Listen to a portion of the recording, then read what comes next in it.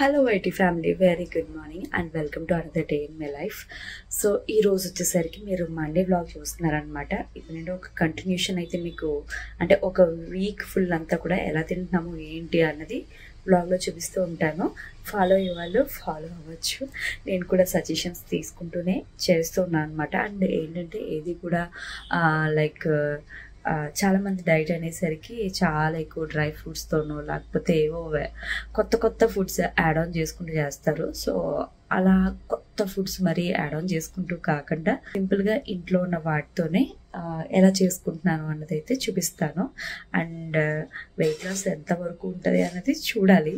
Morning సోడి జావ అయితే కాసుకుంటున్నాను. అందులోకి స్వీట్ కార్న్ అయితే యాడ్ చేసుకుంటున్నాను అనమాట. కొంచెం అంటే వీరు గారికి టేస్ట్ బాగుండాలి అనేసి. First meal of the day రాగి జావ. వీరు గారు ఇప్పుడు వచ్చేసరికి లక్కీని హాస్పిటల్లో చూపించడానికి అయితే తీసుకువెళ్తున్నాం అనమాట. ఎందుకంటే వాడి కాలిపైన ర్యాషెస్ అవి వచ్చి చాలా రోజులుగా తగ్గడం లేదు. మేము ఎప్పుడు వెళ్ళే హాస్పిటల్ కాదు, వేరే హాస్పిటల్లో అయితే చూపిందామని డిసైడ్ అయ్యాం. ఏంటి డాక్టర్ గారి పేరేంటి? సుబ్బారావు గారు. సో మేము ఇప్పటి వరకు అయితే వెళ్ళలేదు, ఫస్ట్ టైం అయితే విజిట్ చేస్తున్నాము. చాలా బిజీ అండి. పొద్దున్న తెల్లవారుజాము 4 గంటలకి అపాయింట్మెంట్ తీసుకున్నారనమాట. లక్కీ రెడీ అయిపోయాడు. లక్కీ ఆచే ఆచే లక్కీ కోసం బ్రెడ్ ఆమ్లెట్ అయితే వేసుకున్నాను. ఇదిగోండి కార్లో తింటున్నాడు వీడు.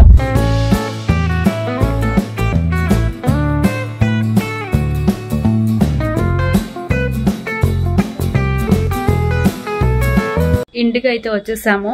అండ్ లక్కీ కోసం కొన్ని లోషన్స్ అవి అయితే ఇచ్చారు. సో వాడి కాలిపైన ర్యాషెస్కి అండ్ ఏంటంటే కొంచెం వెయిట్ పికప్ అవ్వడానికి కూడా మెడిసిన్స్ అయితే రాశారనమాట. సో అవైతే యూజ్ చేయడం అయితే స్టార్ట్ చేయాలి. లక్కీ అయితే ఫ్రెష్ అయ్యి ఇంకా ఆడుకోవడం అయితే స్టార్ట్ చేశాడు. అండ్ బాగా ఆడేసిన తర్వాత అలసిపోయాక ఆఫ్టర్నూన్ అయితే పడుకోబెట్టడం అలవాటు ఉంది.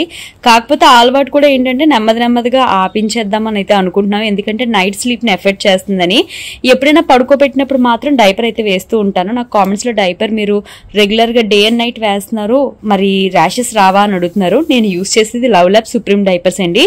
ఇవి అసలు ర్యాష్ పడే అవకాశమే ఉండదన్నమాట. ఎందుకంటే దీని అబ్జార్బెన్సీ అన్నది అలా ఉంటుంది అనమాట. 12 hours ప్రొటెక్షన్ ఉంటుంది, కానీ 12 hours డైపర్ వేసి ఉంచాల్సిన అవసరం అయితే ఉండదు. ఓన్లీ ఆ స్లీప్ టైం వరకు అయితే వేస్తాను. మహా అయితే ఈవినింగ్ ఆడుకునేటప్పుడు వరకు ఉంచి తర్వాత అయితే తీసేస్తున్నాను అనమాట. అండ్ దీనికి 10 million పోర్స్ ఉండడం వల్ల యూరిన్ వేసినప్పటికీ అది ఈజీగా అబ్జార్బ్ చేసేసుకుని హైలీ బ్రీతబుల్గా ఉంచుతుంది అనమాట.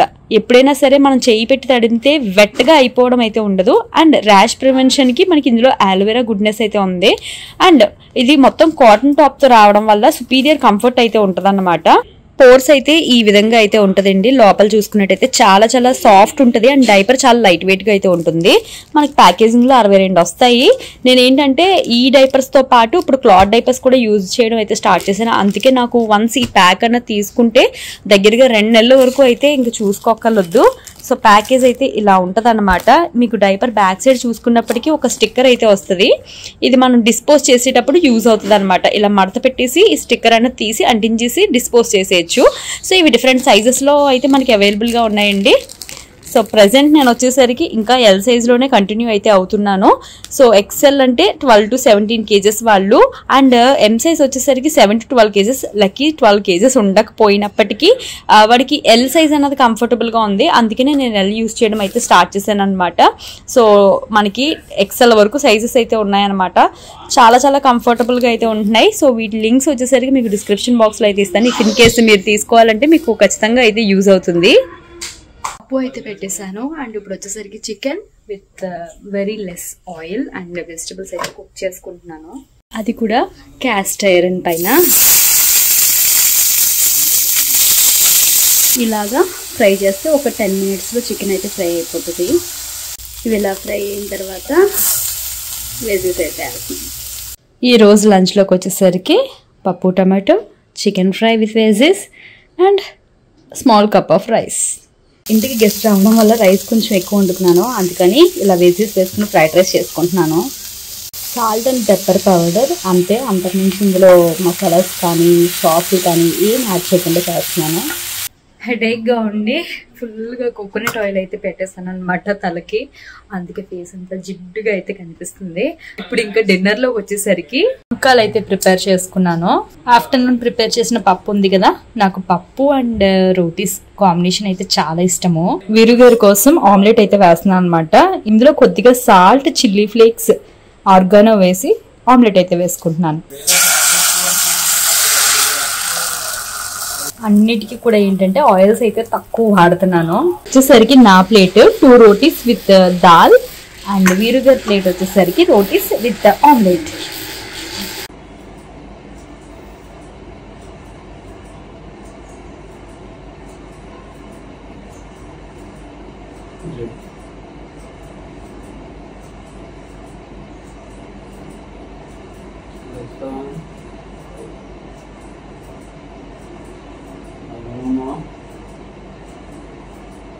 మన పక్కన దొరబాబు ఇంట్లో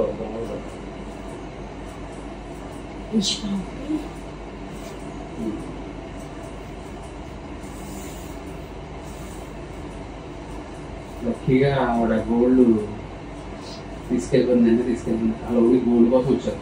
నేను ఇద్దరు వచ్చారు కదా, వాళ్ళ వెళ్తారని నా డౌట్. ఇలా రూట్ ఉంది లేదు కనుక్కోను, రూట్ ఉందని వస్తున్నారు కదా, ఆమె చుట్టూ కొంచెం సస్పిషియస్ గానే ఉన్నారు కదా.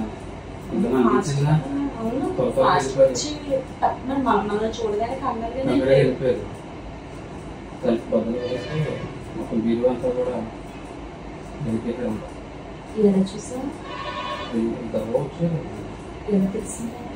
తలుపు బద్దలు కొట్టారు కదా, తలుపు లాక్ బద్దలు కొట్టారు.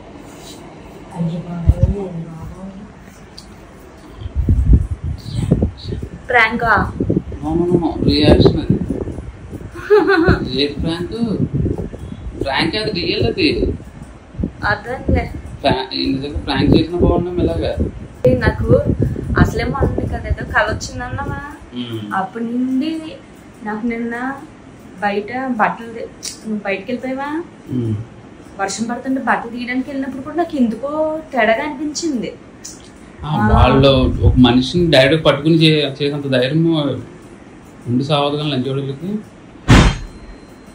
ఏం చెప్పలేమో, కానీ ఇప్పుడు ఇలా జరగలేదు చూసావా ఇన్ని సంవత్సరాల్లో. కానీ ఏంటంటే ఆ మనిషిని అలా చెయ్యకపోయినా కంగారులో మనిషి ఉన్నారనుకో, వీళ్ళు మనల్ని చూసారు ఎవరికైనా చెప్తారో అన్న కంగారులో ఏదైనా చేసేస్తారు అలాంటి వాళ్ళు. మ్యాటర్ కొంచెం వరకు అర్థమైంది కదా, వీడియోని స్కిప్ చేయకుండా చూడండి. సీసీ ఫుటేజ్ ప్రూఫ్తో అసలు ఏమైంది, వాళ్ళు ఎలా స్కెచ్ వేసుకున్నారు అనేది డీటెయిల్గా అయితే చెప్తాను. ఇది మా నైబర్స్ యొక్క డోర్ సిచ్యువేషన్ అండి. డోర్ని పూర్తిగా ఇలా పగలగొట్టి దొంగలు ఇంట్లోకి రావడం అయితే జరిగింది. ఆ ముందు రోజు నైట్ అసలు ఏం జరిగింది అన్నది నీకు ఇక్కడ చూపిస్తూ ఉన్నాను. ఇది 7 o'clock ఆ టైంలో అయితే రికార్డ్ అయిన ఫుటేజ్ అండి. మీరు అక్కడ డేట్ అండ్ టైం అయితే చూడొచ్చు. సో నేనేంటంటే లక్కీకి ఫీడ్ చేసి లోపలికి వెళ్ళిపోయిన తర్వాత ఇద్దరు ర్యాండమ్ గైస్ అయితే ఇంటి వరకు రావడం జరిగింది. వీళ్ళే ఈ దొంగతనం చేశారని చెప్పడం నా ఉద్దేశం కాదు, కానీ వీళ్ళ బిహేవియర్ కొంచెం సస్పీషియస్గా అయితే అనిపించింది.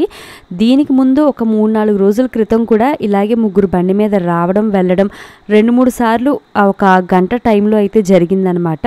సో అందుకని ఇలా వదిలేయకూడదు, ఖచ్చితంగా ఎవరు ఏంటి అన్నది కనుక్కోవాలి అని ఇంట్లో మేము అనుకుని బయటకు వచ్చేసరికి వీళ్ళు ఇలా రౌండ్ వేసి వెనక్కి రావడం అయితే జరిగింది. అది లోపల ఉన్న మాకైతే తెలియదు. బయటకు వచ్చి అసలు ఎవరు మీకు ఎవరు కావాలని గట్టిగా అడిగేసరికి లేదు ఇలా దారి ఉందేమో అన్నట్టు వచ్చాము అనేసి వెంటనే అయితే వెళ్ళిపోయారనమాట. ఆ నిమిషం నుండి నాకు కొంచెం భయం వేస్తూనే ఉంది. అండ్ ఆ తర్వాత ఇది టైం 11:30కి రికార్డ్ అయిన ఫుటేజ్ అండి. మీరు క్లియర్గా చూస్తూ ఉండండి. యారో మార్క్తో అయితే ఇక్కడ చూపిస్తున్నాను. జనరల్లీ ఈ రోడ్లో వెహికల్స్ అయితే అలా వెళ్తూనే ఉంటాయండి, కానీ స్లో అవ్వాల్సిన అవసరం ఉండదు. ఎందుకంటే ఇక్కడ 2 ఇల్లులు అయితే ఉన్నాయి అండ్ టైం 11:30 అయిపోయింది కాబట్టి రోడ్ అంతా కూడా చాలా ఖాళీగా ఉంటుంది. కానీ ఈ పర్టికులర్ వెహికల్స్ చూడండి, సస్పీషియస్గా స్లో అయ్యి ఆగి ఇక్కడ క్లియర్గా తెలుస్తుంది వాళ్ళు సమ్ సిగ్నల్ అయితే ఇస్తున్నారు. బైక్ యొక్క లైట్ ఒక 4-5 టైమ్స్ ఆన్ అండ్ ఆఫ్ చేశారనమాట. అంటే ఆపోజిట్లో ఇంకొక పర్సన్ ఎవరికో యా ఫైన్ అంతా అన్నట్టు సిగ్నల్ అయితే ఇస్తున్నారు. ఆ రోజున పర్టికులర్గా మేము 11 అయ్యేసరికి మేము మొత్తం లాక్ చేసేసుకుని పడుకోవడం అయితే జరిగింది. అండ్ వాళ్ళు ఎప్పుడైతే ఈ సిగ్నల్ ఇవ్వడం ఇదంతా అయిపోయిందో ఆ మనిషి ఏం చేశాడో చూడండి. వాడు మొత్తం మొత్తం అంతా కూడా చాలా ప్లాన్డ్గా చేసుకున్నారు. ఇదంతా కూడా ఏంటంటే సీసీ కెమెరా ఉండడం వల్ల మాకు తెలిసింది, కానీ లేకపోతే మాకు అసలు తెలిసేదే కాదు. మేము హౌస్ తీసుకున్నప్పుడు అసలు మేము ఇక్కడికి రాకముందుగానే మేము ఫస్ట్ పెట్టిన ఇన్వెస్ట్మెంట్ అంటే సీసీ కెమెరాస్ అనమాట. అంటే మనం ఉండే లొకేషన్ బట్టి మనం కొంచెం ప్లానింగ్స్ అయితే చేసుకోవాలి కదా. ఇక్కడ ఆ వెహికల్ ఏదైతే ఉందో పైనుండి వస్తే మాకు లోపలికి సౌండ్ వచ్చి ఈ టైంలో ఎవరు వచ్చారా అని ఒక డౌట్ వస్తుంది కదా. ఆ డౌట్ రాకుండా కింద నుండి అయితే వచ్చిందనమాట. ఆ దూరంగా రావడం వల్ల లోపలికి మాకు ఎలాంటి సౌండ్స్ అయితే వినిపించలేదు. ఈ మనిషి వచ్చి చేసిన పని ఏంటి అంటే మా ఇంట్లో కూడా లైట్స్ అన్నీ ఆన్లో ఉన్నాయా ఆఫ్లో ఉన్నావా అనేది చెక్ చేసుకుని అయితే వెళ్ళిపోయాడు అనమాట. సో మా బెడ్రూమ్ లైట్ అన్నది అలా క్రాస్ యాంగిల్లో చూస్తే ఎంత ఫ్రోస్టెడ్ గ్లాస్ అయినా లోపల లైట్ ఆన్లో ఉంటే బయట వాళ్ళకైతే అర్థమవుతుంది. సో ఇంకా ఆఫ్లో ఉన్నాయి అని కన్క్లూడ్ చేసుకున్న తర్వాత ఇంకా బైక్ మీద వెనక్కి అయితే వెళ్ళిపోయారు. ఇది ఇంటి బ్యాక్ సైడ్ యొక్క సీసీ అండి. నిజంగా చెప్పాలంటే మేమైతే చాలా లక్కీ అని చెప్పుకోవాలి. ఎందుకనంటే అదే రోజు నైట్ డిన్నర్కి మా ఆడబడుచు వాళ్ళ ఇంటికి వెళ్ళి నైట్ అక్కడే స్టే చేద్దాము అన్నట్టు అనుకున్నాము. కాకపోతే వర్షం పడుతుంది కదా, ఇంకా ఎందుకులే వెళ్ళడం, రిస్క్ ఎందుకు అన్నట్టు లైట్ తీసుకున్నాం. కానీ ఉండడం అయితే చాలా మంచిదైంది. లేదంటే ఖచ్చితంగా వాళ్ళు మా ఇంట్లోకి కూడా ఎంటర్ అయ్యేవారు. ఎందుకంటే తాళం వేసిందంటే వాళ్ళకి ధైర్యం వచ్చేద్దును, ఎందుకంటే చుట్టుపక్కల ఎవరు ఉండట్లేదు కాబట్టి. ఇక్కడ చూడండి ఇంటి బ్యాక్ సైడ్ ఫుటేజ్ 12:15కి సింగిల్గా ఆ మనిషి అయితే నడుచుకుంటూ వస్తున్నాడు అనమాట. యాక్చువల్లీ ఈ సీసీ కెమెరాస్ ఉండి ఇది సెక్యూర్గా ఉంది అని అనుకున్నాం, కానీ ఈవెన్ ఈ సెక్యూరిటీ కూడా సరిపోదని అనిపిస్తుంది అనమాట. ఇంకా అప్గ్రేడెడ్ వెర్షన్కి మారాలి అని మాకు కూడా అనిపించింది. అది ఫర్దర్గా మీకైతే చెప్తాను. ఈ పర్సనే ఇంట్లోపలికి ఎలా వచ్చాడు అని మాకు తెలిసింది అంటే అదే సింగిల్ పర్సన్. ఇప్పుడు టైం 12:17కి చూడండి, జస్ట్ మనకి క్లియర్గా కూడా కనిపించట్లేదు. మౌస్ పాయింటర్తో చూపిస్తున్నాను చూసారా. మేము ఐడెంటిఫై చేయడం కూడా జస్ట్ షాడోతో ఐడెంటిఫై చేయగలిగామండి. అంత బ్లర్లో అయితే రికార్డ్ అయిందనమాట. సో గోడ దూకి లోపలికి వెళ్ళారు. చిన్న శబ్దం కూడా రాకుండా తలుపుని ఎలా పగలగొట్టేశారండి. మళ్ళీ ఏ టైంలో బయటకు వచ్చారు అన్నది ఏ సీసీలో కూడా రికార్డ్ అవ్వలేదు. మేబీ ఇంటి గోడ పక్క నుండి వెళ్ళారేమో. మరి మా ఫుటేజ్లో ఎంత వెతికినా కూడా ఏ టైంలో బయటకు వచ్చారు అన్నది తెలియలేదు. మన కాకినాడ వాళ్ళు జాగ్రత్తగా ఉండండి. ఇళ్ళకి తాళాలు వేసి ఎక్కడికైనా వెళ్తుంటే ఇలాంటి వాళ్ళు అయితే అటాక్ చేయడం అయితే జరుగుతుంది.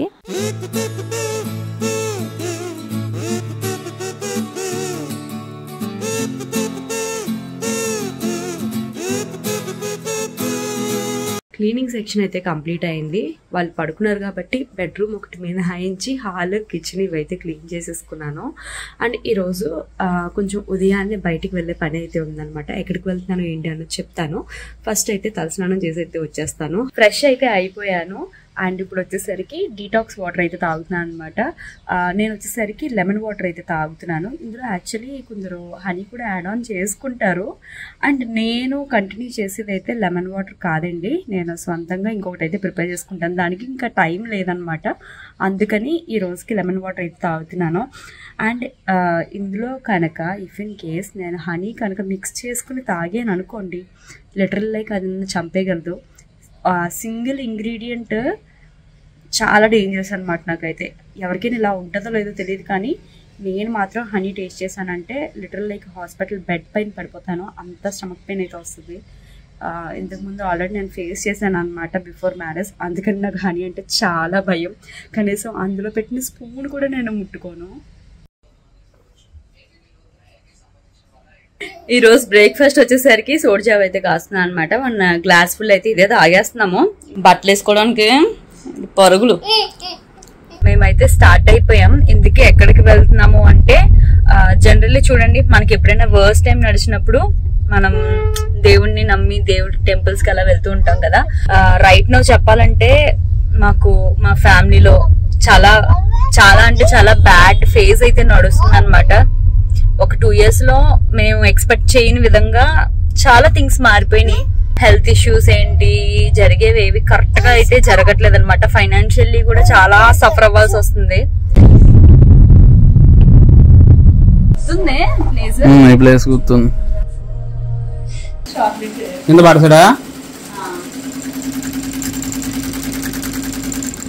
ఇక్కడైతే చాలా నేరో స్ట్రీట్స్ ఉంటాయండి. కార్లో వెళ్ళడం చాలా డిఫికల్ట్. 2 times వెళ్ళి చాలా దగ్గరున్న లొకేషన్ కి దగ్గరగా 1.5 గంట 3/4 గంట తిరిగాం అనమాట. అందుకని ఇప్పుడు బైక్ పైన అయితే వెళ్తున్నాం.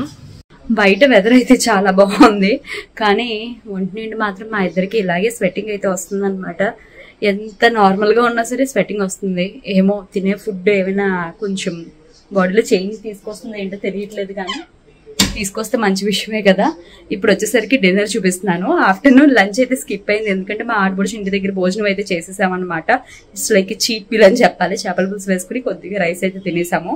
చూస్తున్నారు కదా, capsicum, garlic, onions, cabbage, chillies ఇవన్నీ, వాటితో పాటు ఎగ్స్ వచ్చేసరికి తీసుకుని బీట్ చేసి అయితే ఉంచాను. ఫ్రై అయిన తర్వాత ఇలా స్టార్టర్ చేసేస్తున్నాను. ఇలా చేసింది పక్కన అయితే పెట్టుకున్నాను. అండ్ నెక్స్ట్ వచ్చేసరికి ఇందులో ఇంకా వెజ్జెస్ అయితే వేయడం స్టార్ట్ చేస్తున్నాను. అవి జస్ట్ ఏంటంటే స్టిర్ చేసేస్తే సరిపోతుంది.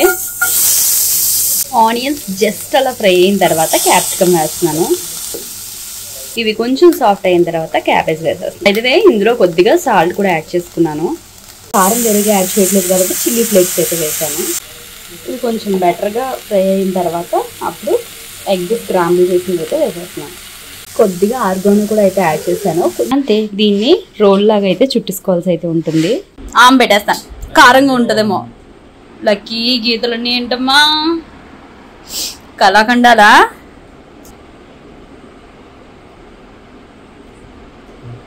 He likes roti.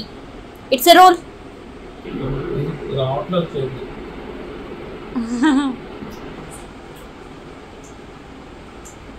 How's it?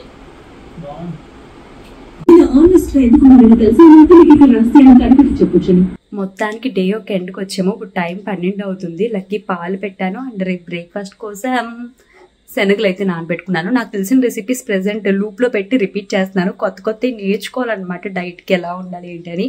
I'm so happy. Morning 75తో స్టార్ట్ అయ్యాను. నైట్ నేను తిని 2 hours 3 hours అవుతుంది. మళ్ళీ అదే 75 దగ్గర అయితే ఉన్నా అనమాట. వెయిట్ అయితే ఇంక్రీజ్ కాలేదు. అంటే తినక ముందు ఏ వెయిట్ ఉందో ఇప్పుడు తిని ఒక 3 hours తర్వాత లాస్ట్ మీల్ చూసుకున్నా అదే వెయిట్ అయితే ఉందన్నమాట. ఐఎమ్ సో హ్యాపీ అనమాట. And that's it for today's blog. మళ్ళీ నెక్స్ట్ బ్లాగ్లో కలుసుకుందాం. బాయ్.